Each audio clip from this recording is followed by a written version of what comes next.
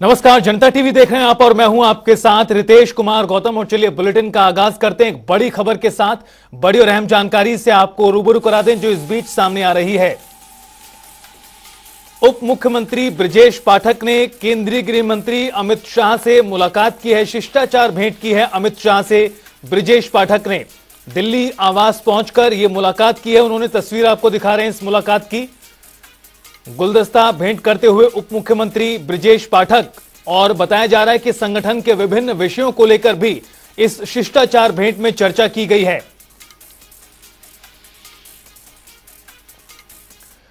और चलिए रुख करते हैं अगली खबर का। मुख्यमंत्री योगी आदित्यनाथ गोरखपुर के दौरे पर हैं, जहां उन्होंने आज गोरखपुर हाईटेक थाने का उद्घाटन किया। मुख्यमंत्री योगी ने कहा कि महिलाओं से जुड़े अपराध के मुद्दों को लेकर भी इस कार्यक्रम को काफी गंभीरता के साथ आगे बढ़ाया गया है और यह भी सुनिश्चित किया गया है कि उत्तर प्रदेश में पुलिस और फोरेंसिक संस्थान की स्थापना का कार्यक्रम भी आज की जरूरत के मुताबिक लगभग पूरा हो जाए। महिलाओं से संबंधित अपराध के मुद्दे को लेकर के भी पूरी गंभीरता के साथ इस कार्यक्रम को आगे बढ़ाया गया है और यह भी सुनिश्चित किया गया है कि तेजी के साथ आज की आवश्यकता के तो न केवल फॉरेंसिक लैब की स्थापना हम लोग आज रेंज स्तर पर कर रहे हैं, बल्कि उत्तर प्रदेश में हम लोग पुलिस एंड फॉरेंसिक इंस्टीट्यूट की स्थापना का कार्यक्रम भी अपना लगभग पूरा कर चुके हैं और इसी सत्र में हम लोग उसको प्रारंभ भी करने जा रहे हैं। यानी ये उत्तर प्रदेश पुलिस बल के आधुनिकीकरण की दिशा में उठाए गए नए कदम हैं। एसडीआरएफ की 3 बटालियन वर्तमान में कार्य कर रही है। किसी भी आपदा में अपने नागरिकों की सहायता करने के लिए एसडीआरएफ के जवान हमेशा पूरी प्रतिबद्धता के साथ कार्य करते हैं। SSF special security force, metro है, एयरपोर्ट है या फिर किसी महत्वपूर्ण प्रतिष्ठान की सुरक्षा के लिए एसएसएफ आज अपनी सेवा प्रदेश के अंदर देने के लिए पूरी प्रतिबद्धता के साथ कार्य कर रही है। और जो यहां बताया गया, ये तो नया थाना, इस थाने में तो सीसीटीवी कैमरे पूरी तरह कवरेज उसको किया गया है, लेकिन उत्तर प्रदेश के अंदर 1537 जितने भी थाने हैं और जीआरपी के जितने थाने, इन सबको मिलाकर के लगभग 1585 थाने हैं। इन सभी 1585 थाने में सीसीटीवी कैमरे को लगाने की कार्रवाई और बीआरबी 112 जो उत्तर प्रदेश की बीआरबी पेट्रोलिंग के वाहन है, इन सब के आधुनिकीकरण के लिए भी नए कदम उठाकर के इस प्रक्रिया को हम आगे बढ़ाते हुए दिखाई दे रहे हैं। भाइयों बहनों, इसके पीछे का एक ही हेतु है कि एक नागरिक और एक व्यापारी जब अपने आप को सुरक्षित महसूस करेगा तो प्रदेश का हर नागरिक अपने को प्रदेश के अंदर वास्तव में रूल ऑफ लॉ लागू होगा और ये रूल ऑफ लॉ सुशासन की पहली शर्त है। आपने देखा होगा पहले ही स्तर पर आज प्रदेश के अंदर हर पर्व और त्योहार शांतिपूर्ण तरीके से मनाए जाते हैं। शांतिपूर्ण तरीके से, कहीं कोई व्यवधान नहीं, कहीं किसी प्रकार की व्यवस्था नहीं, किसी भी प्रकार की अराजकता के लिए कोई जगह उत्तर प्रदेश में आज के दिन पे नहीं। अभी आपने देखा होगा बकरीद कितनी शांतिपूर्ण तरीके से मनाए गए। इससे पहले रामनवमी का आयोजन या ईद का आयोजन कितने शांतिपूर्ण तरीके से संपन्न हुए। अलग अलग राज्यों में, देश के अंदर अलग अलग राज्यों में भले कुछ हुआ होगा, लेकिन उत्तर प्रदेश में कोई किसी प्रकार का कोई उपद्रव नहीं, किसी प्रकार का कोई अव्यवस्था नहीं। हर व्यक्ति ने इस बात को माना है कि कानून का राज ही हमारे जीवन में परिवर्तन लाने का माध्यम बनेगा और हमारे जीवन में व्यापक परिवर्तन करेगा। आज इसी का परिणाम है कि उत्तर प्रदेश निवेश के बेहतरीन गंतव्य के रूप में आगे बढ़ा है। ये 36 लाख करोड़ रुपए के निवेश के प्रस्ताव आज जो उत्तर प्रदेश में प्राप्त हुए हैं, ये प्रस्ताव इसी सुरक्षा के बेहतरीन माहौल के कारण प्राप्त हुई है। कहते हैं कि सियासत क्षय और मात का खेल है। सियासत में ना तो कोई किसी का अस्थायी दोस्त होता है और ना ही कोई दुश्मन, इसलिए इसको सियासत कहते हैं। सियासत में लोग हमेशा मौका परस्ती दिखाते हैं, इसलिए महाराष्ट्र में हुई बगावत कोई पहली बार नहीं हुई। बहरहाल महाराष्ट्र के राजनीतिक घटनाक्रम पर अब उत्तर प्रदेश में भी राजनीति शुरू हो गई है। पिछले यूपी विधानसभा चुनाव में अखिलेश यादव के साथ कंधे से कंधा मिलाकर चलने वाले ओम प्रकाश राजभर ने बड़ा दावा किया है। उन्होंने दावा किया है कि महाराष्ट्र की तरह उत्तर प्रदेश में भी टूट जैसी स्थिति हो सकती है। राजभर ने अपने बयान में यह टूट समाजवादी पार्टी के विधायकों के बीच होने का दावा किया। उन्होंने कहा कि टूट मंत्रिमंडल के विस्तार के दिन ही देखने को मिल सकती है। लगातार उत्तर प्रदेश की सियासत गर्माती जा रही है। ओम प्रकाश राजभर का बड़ा बयान सामने आ रहा है। उनका साफ तौर पे कहना है कि समाजवादी पार्टी के कई विधायक हमारे संपर्क में हैं। इसको लेकर चर्चा गर्मा गया है। इस वक्त हमारे साथ ओम प्रकाश राजभर खुद मौजूद हैं। उनसे बातचीत कर लेते हैं कि क्या ये सरगर्मी बढ़ाने वाले हैं। ओम प्रकाश, जैसे बयान तो आप तगड़ा देते हैं, लेकिन इस बार चर्चा जो है अब सपा को आप तोड़ने के लग गए। हम सपा को नहीं तोड़ रहे हैं। सपा के मुखिया से नाराज होकर के लोग, कौन नाराज है? उनके विधायक, उनके नेता, उनके सांसद नाराज हैं अखिलेश जी से। सांसदों का बयान तो ओपन आ गया, ओपन आकर के बयान अपनी नाराजगी बताए। विधायकों का और उनके नेताओं का कहना है कि गठबंधन जो बन रहा है विपक्षी का, उसमें जयंत जी को, मायावती जी को, राजभर को साथ ले लिया गया, तभी यूपी की राजनीति में लड़ाई अच्छी होगी। लेकिन ओम प्रकाश राजभर, ये बात तो सही है आपकी, लेकिन इसमें इस समय जो चर्चा है वो जयंत चौधरी को लेकर बड़ा तेज है। और जो कल का ट्वीट था अखिलेश यादव का, खासतौर पर उन्होंने कहा कि कोई दल आता है तो ताकत बढ़ता नहीं है, लेकिन कोई जाता है तो ताकत घटती नहीं है। इस तरह के कुछ ट्वीट उन्होंने किया इशारों में। चर्चा इसमें जयंत चौधरी का बड़ा तगड़ा चल रहा है। मान लिया आप तो खैर एकदम मुखौटा उड़ा रहे हैं, लेकिन जयंत चौधरी का क्या मामला है? कुछ ऐसा है क्या? जल्द ही आपके सामने आएगा। कुछ तगड़ा अखिलेश जी ने उनसे कह दिया है कि जो ट्वीट था उसको अगर पढ़ें तो तभी पूछ रहे हैं। वो ट्वीट ये बता रहा है कि वो जयंत जी को भाजपा के यहाँ भेजने की तैयारी में है। जयंत जी खुद जा रहे हैं, अखिलेश जी भेजने की तैयारी में है। अखिलेश जी क्यों भेजेंगे? अपना क्यों गठबंधन कमजोर करेंगे? ईडी और सीबीआई के जयंत चौधरी पश्चिम में अपना दबदबा बढ़ाने में लगे हैं, समरसता अभियान चलाकर। ईडी सीबीआई के डर से अखिलेश जी जयंत जी से कहेंगे कि आप चले जाओ, हमारे साथ मत रहो। ईडी सीबीआई के डर से अखिलेश जी मायावती जी से गठबंधन नहीं कर रहे हैं। ईडी सीबीआई के डर से अखिलेश जी राजभर को साथ नहीं ले रहे हैं।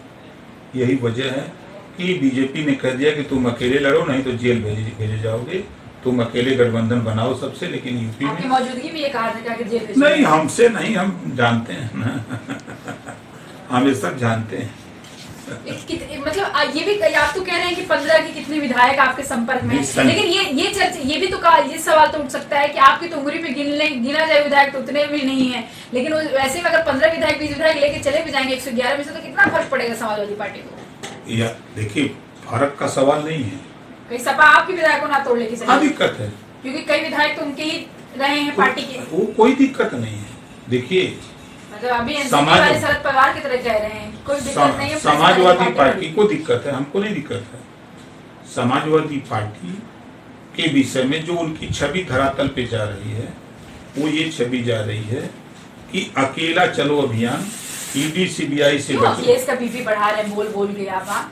अखिलेश बेचारे खुद ही बेचारे परेशान है और आप बीपी अलग बढ़ा रहे हैं। तो क्यों नहीं मायावती से मिले इतने दिन में? बताइए। उनको मिलने के लिए हम तो चाह रहे हैं कि मायावती जी को ले लें, जयंत को ले लें, हमको ले लें। मायावती जी तैयारी का, उनको गेस्ट हाउस कांड याद आ जाए, आप करें अखिलेश जी के साथ चले जाइए। 19 में गेस्ट हाउस कांड याद नहीं है? 19 में भी तो गठबंधन हुआ था। फिर दोबारा याद आ रहा है?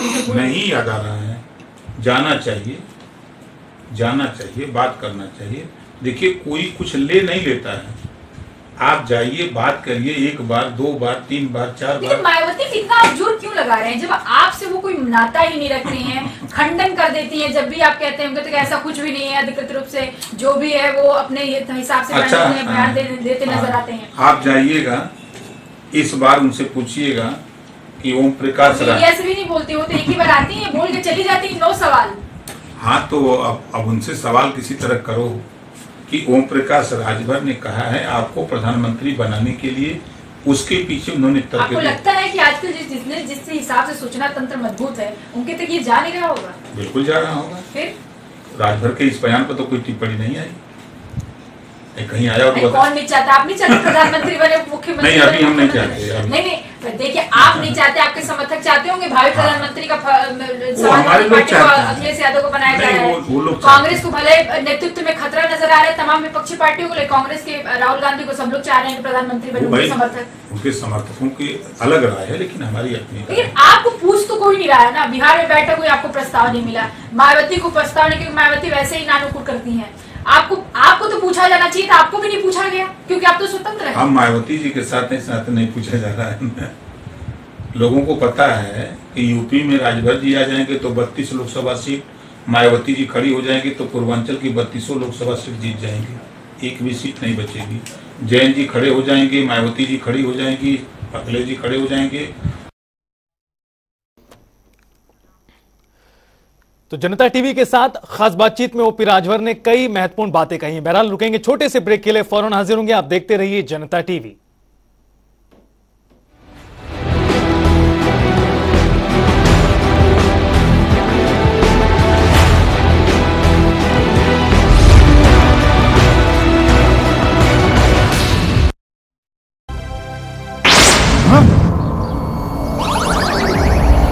पेश है नई तकनीक से बना टेक्नो जेड। ये है आधुनिक जिंक ऑप्टिमम रिलीज टेक्नोलॉजी के साथ, जिससे फसलों को जरूरत के हिसाब से जिंक उपलब्ध होता है। स्मार्ट किसान बने, टेक्नो जेड ही चुने। बेस्ट वही बनता है जो बार बार हर मैच पे अपना बेस्ट करके दिखाए। ऐसे ही बार बार हर रैंकिंग में अच्छा करके आज चंडीगढ़ यूनिवर्सिटी इंडिया की नंबर 1 प्राइवेट यूनिवर्सिटी बन गया। इनको global ranking body QS world university rankings ने इस साल इंडिया की टॉप प्राइवेट यूनिवर्सिटी डिक्लेयर की है। Proud to be with India's top private university. मेरी यूनिवर्सिटी मेरी शान।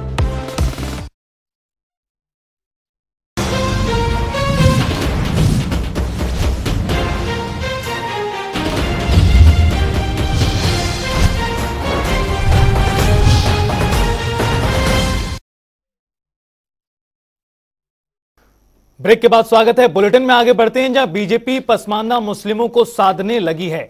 बीजेपी का आला कमान इस बात को बार बार कह चुका है कि पसमानदा मुस्लिम समाज के राष्ट्रीय अध्यक्ष अनीस मंसूरी ने कहा कि भाजपा की कथनी और करनी में फर्क है।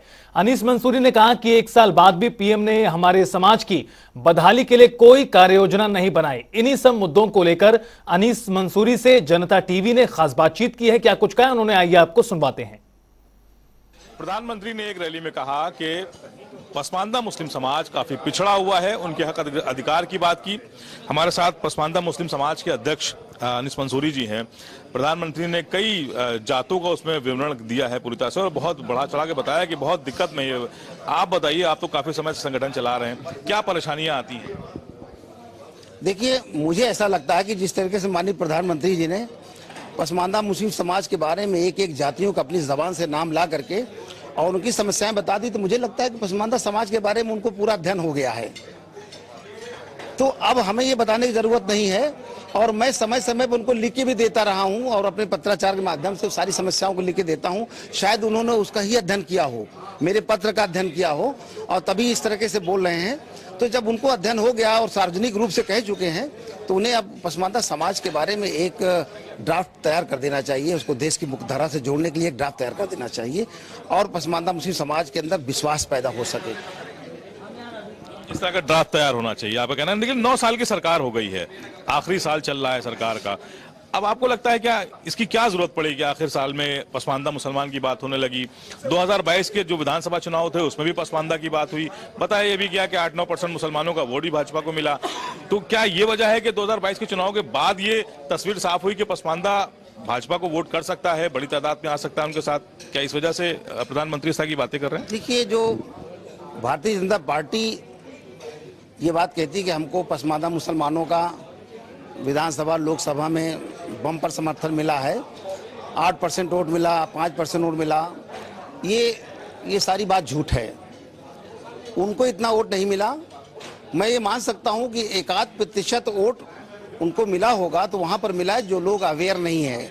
गांव में 10-15 घर हैं, सारी हिंदू समाज की बस्ती है, उसके अंदर रहते हैं, मजदूरी करते हैं, तो वहाँ के जो लोकल प्रधान होते हैं, लोकल लोग होते हैं, और सरकार की योजनाओं का लाभ उनको दिलाते मदद करते हैं, तो वो इसी चक्कर में अपने गांव के प्रधान मुखिया के कहने पर वो किसी को भी वोट कर देते हैं।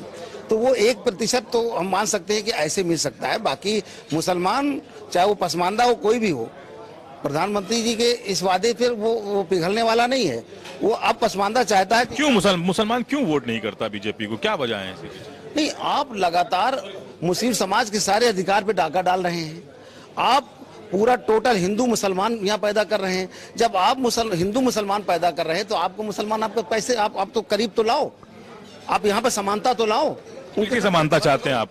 कर्नाटक चुनाव हुआ, वहां पर कुछ और बातें कही गई, प्रधानमंत्री अब कुछ और कह रहे हैं। क्या इस तरह की समानता की आप उम्मीद लगते हैं कि जो बात पसमानदा समाज के लिए कही जा रही है या मुस्लिम समाज के लिए कही जा रही है, उस पर कुछ अमल होना चाहिए? मैं यही तो प्रेस के माध्यम से कहना चाहता हूं कि आप ये बात कब तक कहते रहो। 1 साल का वक्फा गुजर गया, आज 3 तारीख को 1 साल पूरा हो गया है, तो आप केवल कही रहे हैं, कर कुछ नहीं रहे हैं। आप करके दिखाइए। आप पिछली सरकार को कोस रहे हैं कि उन्होंने गड़बड़ की। अरे भाई, उन्होंने खराब किया, वो उसका अमालनामा भुगत रहे हैं, वो सरकार में नहीं है। आप सरकार में हो, आप चाहो तो उनका काम करके एक मिसाल पेश कर दीजिए। ये यूनिफॉर्म सिविल कोड आया है, बहुत ज्यादा हम देख रहे हैं कि सिर्फ मुसलमान की, चाहे लीडर हो मुस्लिम के या फिर उलेमा हो, वही ज्यादा इसके खिलाफ में है। क्या ये मान लिया जाए कि यूसीसी सिर्फ मुसलमानों के लिए तैयार हो रहा है? देखिए, ये जो लोग इस तरह से प्रचार भी कर रहे हैं मीडिया के माध्यम से तमाम, कि यूसीसी से सारा मुसलमान को ही नुकसान, भड़काया जा रहा है कि यूसीसी से सारे मुसलमान को नुकसान होगा। अगर यहाँ पर यूसीसी आता है तो यहाँ पर सभी धर्मों के लिए बराबर है ना, वो समान रूप से आएगा। तो लोग उनका नाम नहीं लेते, केवल मुसलमान को हिंदू मुसलमान करना चाह रहे हैं कि इससे मुसलमानों को तकलीफ है। हिंदू समझता है कि मुसलमान को तकलीफ है, इससे मैं सेफ हूँ, मैं सेफ जोन में हूँ। ये इस तरीके से गलतफहमियां पैदा करके हिंदू मुसलमान करना चाहते हैं। तो अभी जब तक प्रारूप नहीं आएगा तब तक इस पर बात करना मुमकिन नहीं है। ये तो देखिए, ये तो जो संविधान में है, संविधान में अगर आप कुछ बदलाव करना चाहते हैं, बाबा साहब के संविधान में अगर कुछ बदलाव करना चाहते हैं, तो आपको सभी दलों से मशवरा लेकर के, इस देश के अंदर लोकतांत्रिक देश है, इसके अंदर सबके मशवरे, सबके सलाह से बदलाव किया जाता है, तो देश हित में वो फैसला अच्छा माना जाता है। बहुत शुक्रिया हमसे बात करने के लिए। अनीस मंसूरी हैं, पसमानदा समाज के अध्यक्ष हैं, लंबे समय से संगठन चला रहे हैं। इनका कहना है कि प्रधानमंत्री नरेंद्र मोदी लगातार पसमानदा मुस्लिम समाज की बात तो कर रहे हैं, लेकिन 9 साल सरकार को हो चुके हैं, लेकिन अभी तक पसमानदा मुस्लिम समाज के लिए एक कदम भी आगे नहीं बढ़ाया गया है। मांग है इनकी कि अगर इस तरह की बातें की जा रही हैं तो समान नजर से देखा जाए, चाहे वो कर्नाटक हो चाहे फिर उत्तर प्रदेश हो। मुसलमानों को अगर मुख्य धारा से जोड़ना है तो उनको भागीदारी भी देनी होगी। कैमरा पर्सन आशीष के साथ तौफीक किदवई, जनता टीवी, लखनऊ।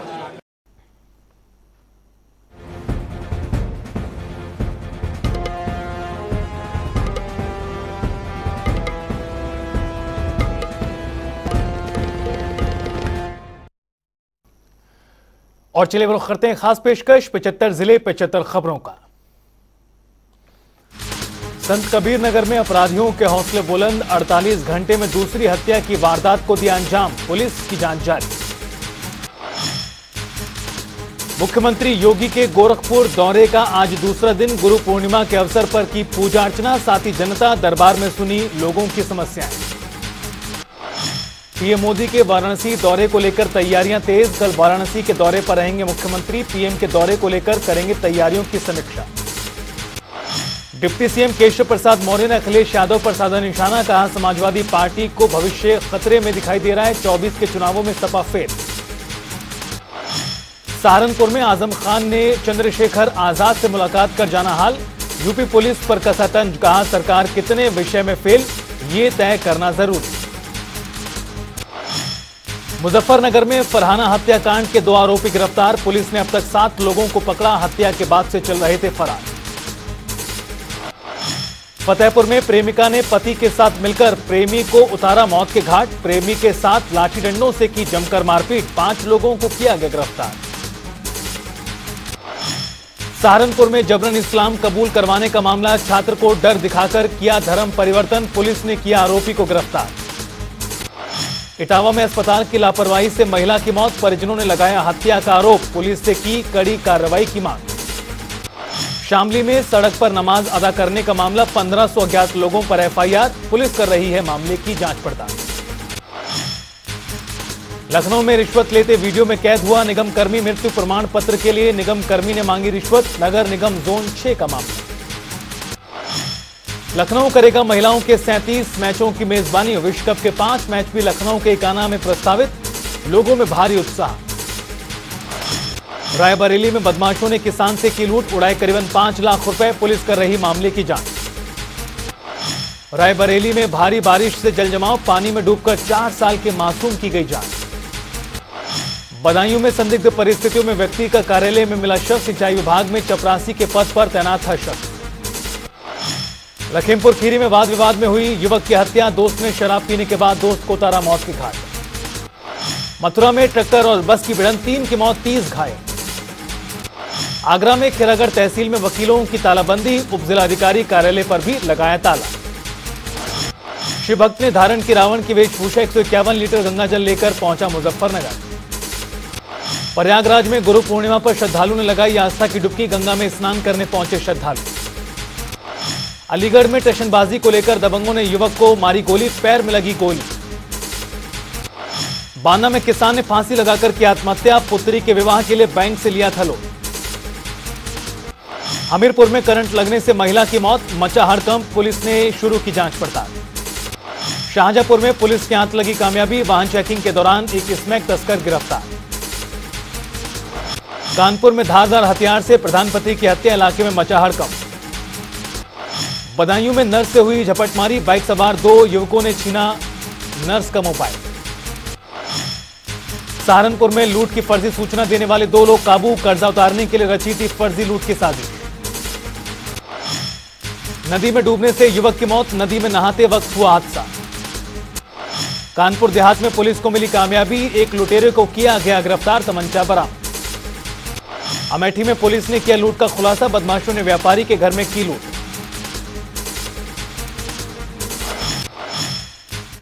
और फिलहाल इस बुलेटिन में इतना ही। रुकेंगे एक ब्रेक के लिए। आप देखते रहिए जनता टीवी।